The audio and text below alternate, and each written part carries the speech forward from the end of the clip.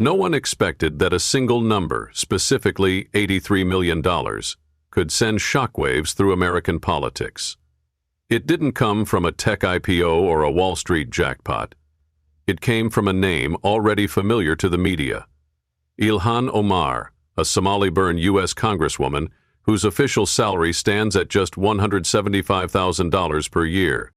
So where did that massive fortune come from? That question remains unanswered, but it's already triggered a political earthquake, one that many believe won't stop with a single person. Because this isn't just a story about finances, it's a test of transparency, deep power, and a system some now believe is not only hiding the truth, but manipulating public perception to protect itself. The story didn't start with a formal investigation or a leaked government memo. It started with one short, seemingly harmless post on X. Ilhan Omar has a net worth of $83 million. No source, no documents, just one line in the flood of daily content. But something about it stuck, and it spread like wildfire. It wasn't the number that made it go viral. It was the name, Ilhan Omar. A Democrat, an immigrant, a frequent target of both admiration and controversy. She's known for her bold criticism of U.S. foreign policy and for advocating for causes that many in the conservative base view as radical. To her critics, the $83 million claim felt like the missing piece in a puzzle they've suspected all along, that corruption and influence buying have taken root at the highest levels of power. To her supporters, it looked like yet another politically motivated hit job. Then came the bombshell moment. Matt Gaetz, a firebrand Republican with a reputation for confronting political taboos, took the issue directly to the floor of the House of Representatives. He asked bluntly, "How does a congresswoman making $175,000 a year accumulate $83 million in just 8 years? We need an investigation, immediately."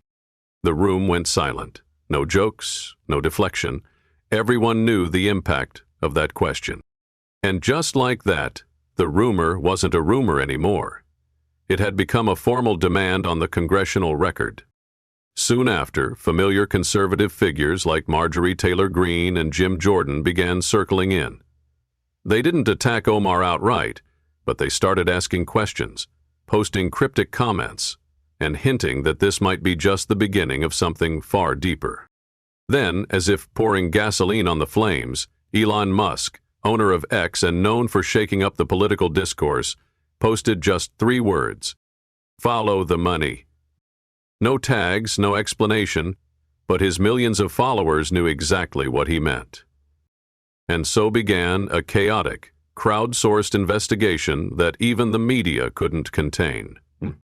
Less than 24 hours after Gates' speech sent shockwaves across the internet, Ilhan Omar stood before the press. Wearing a black blazer and standing tall behind a wall of microphones, she looked directly into the cameras and stated, "This is a coordinated smear campaign rooted in racism and religious bigotry.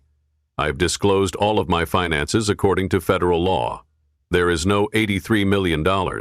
This is a lie meant to discredit a woman of color, a Muslim, and an immigrant."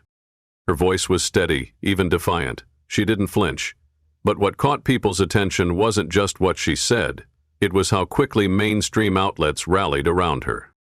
CNN, MSNBC, and The Washington Post all released editorials and coverage within hours. They called the story baseless, xenophobic. But among the public, especially independent voters, things didn't go as planned. Many began to ask, if everything is so transparent, where's the FBI?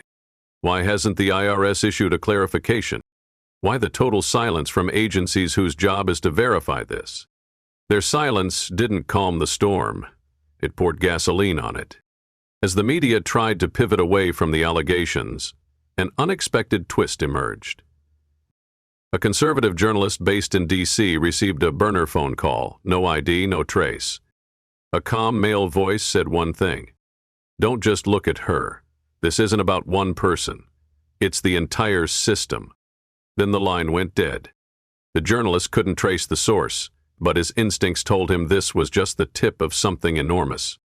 Speculation exploded. Was Omar investing in luxury real estate using hidden funds? Was insider trading at play?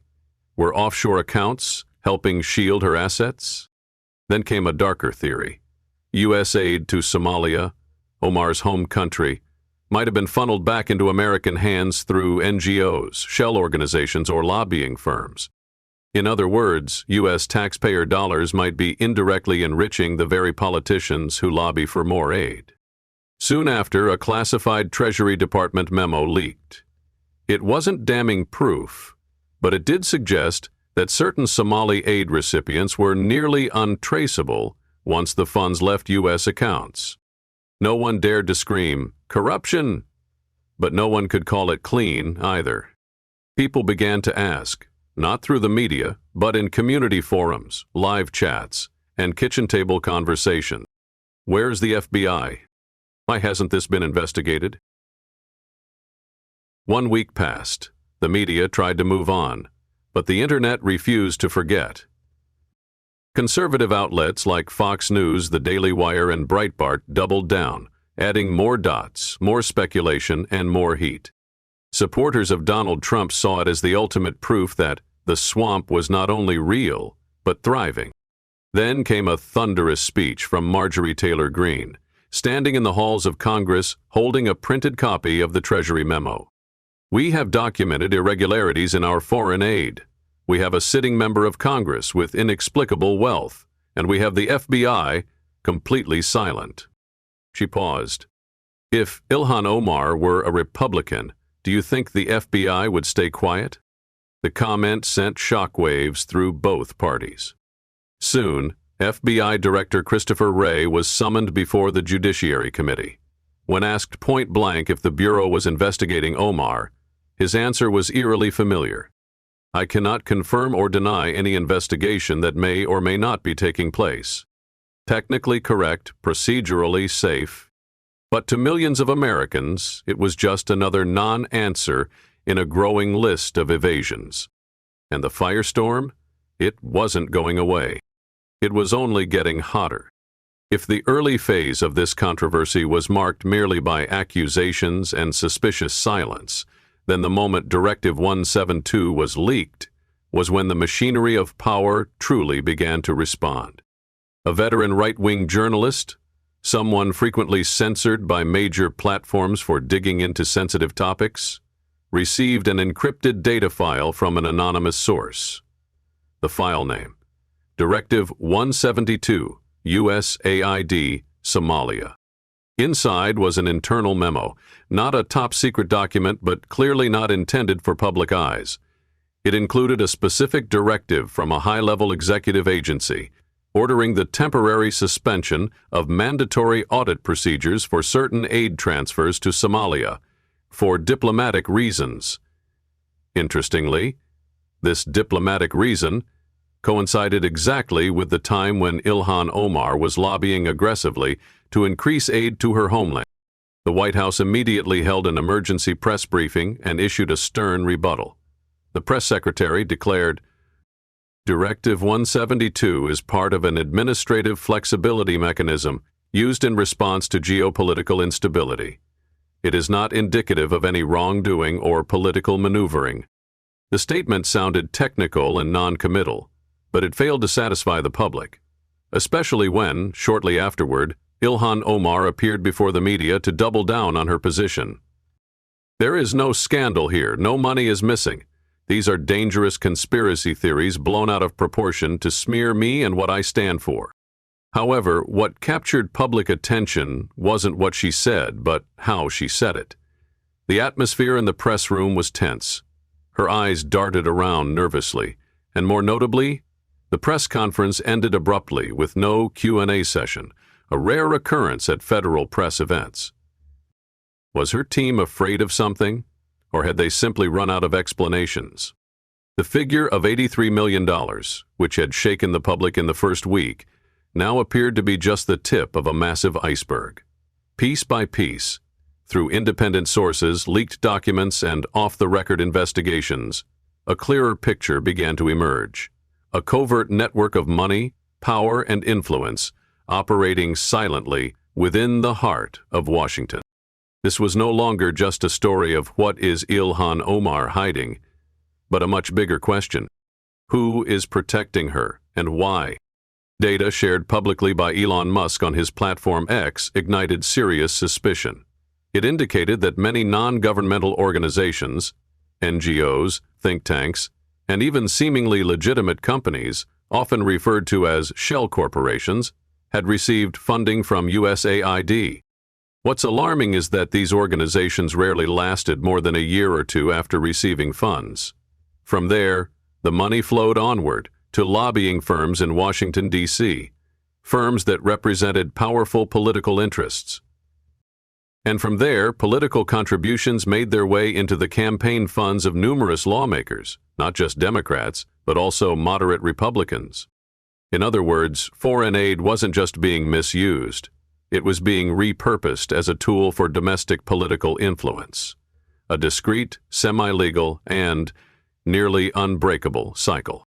In a series of posts on X, Elon Musk didn't draw direct conclusions. Instead, he left behind thought-provoking questions. Why do NGOs receiving aid have addresses matching lobbying firms? Why do political donations come from entities that vanish within 18 months? Who engineered this money flow structure? A former journalist who once worked within a federal agency revealed that this system had been maintained and legalized through numerous small clauses buried in yearly budget bills, usually passed at midnight, with no debate. So now the question is no longer, did Omar break the law? But rather, is this an intentional system for laundering money through foreign aid, backed by America's own powerful institutions? If you've read this far, you understand. This is no longer just about one congresswoman. This is about a bigger question. Who controls power in Washington? Leave a comment below and help spread the truth by sharing this video. Help us reach our first milestone of 1,000 subscribers. As public outcry intensified, the mainstream media flipped the narrative. This is a racist smear campaign. Republicans are obsessed with Ilhan Omar. Trump is destroying democracy out of personal vendetta. Suddenly, a wave of hashtags like Corrupt MAGA began trending, accusing a Republican congressman of violating campaign finance laws. A clear counterattack, a warning. If you dig too deep, the system will dig into you. But the cracks were now forming within the Democratic Party itself. Several moderate members voiced concerns about aid oversight. A former lobbyist quietly resigned. A senior Senate aide left abruptly, without explanation. Trump seized the moment. This isn't just about USAID. We need a full audit of all foreign aid from the past 10 years. What if America's foreign aid, your tax dollars, is being used to enrich a shadowy political machine? If you want the truth to come to light, hit that subscribe button and turn on notifications. This fight is far from over, and the truth needs you on its side. As Trump and his allies pressed forward, a former anonymous official sent out a chilling message. You're only seeing what they want you to see. No confirmation, no denial, just a cold warning. Are the truth seekers themselves being manipulated? And if so, who's really pulling the strings? The curtain hasn't fully fallen, but one thing is clear. This is no longer about Ilhan Omar. This is a test for American democracy itself. And the question is no longer who's guilty, but rather, who's orchestrating the game? Let's follow us to continue with another engaging content.